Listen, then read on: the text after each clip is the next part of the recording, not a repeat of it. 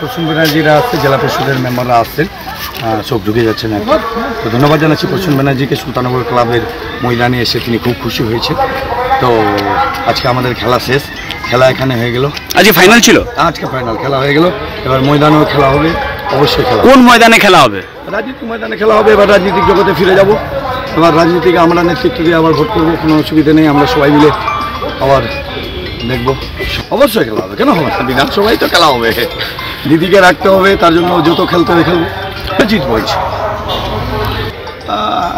নেতৃত্ব ঠিক না, দেখেন পার্টি আমাকে যা দায়িত্ব দিবে আমি সেই দায়িত্বে আছি।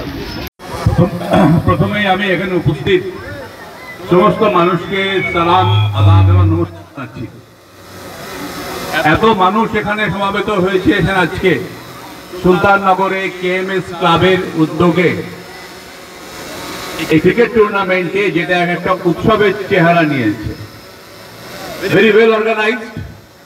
এবং এই ক্লাবের যিনি মুখ্য পৃষ্ঠপোষক, মুখ্য ইন্সপিরেশন এবং এনার্জি, জেলা পরিষদের সম্মানীয় সদস্য যে বুলবুল খান, তাকে আমার পক্ষ থেকে অসংখ্য অভিনন্দন এবং শুভেচ্ছা।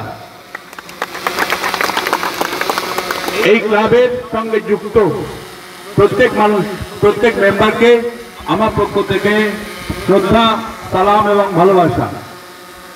সুলতাননগরের সমস্ত মানুষকে এবং হরিশ্চন্দ্রপুরের সমস্ত মানুষের জন্য আমার শ্রদ্ধা। আমি দেখছিলাম লাস্ট 3-4 ওভার দেখলাম, খুব ভালো পিচ, বল উঠছে, খেলার মান খুব ভালো। 2-3টে বলই খারাপ করেছে, 2-3টে বলই 6 হয়েছে। এটাই ক্রিকেট। এই যে ফাইটিং স্পিরিট, মাঠে 1 ইঞ্চি জায়গা ছাড়বো না, ক্রিকেট আমাদেরকে এটাই শেখায়।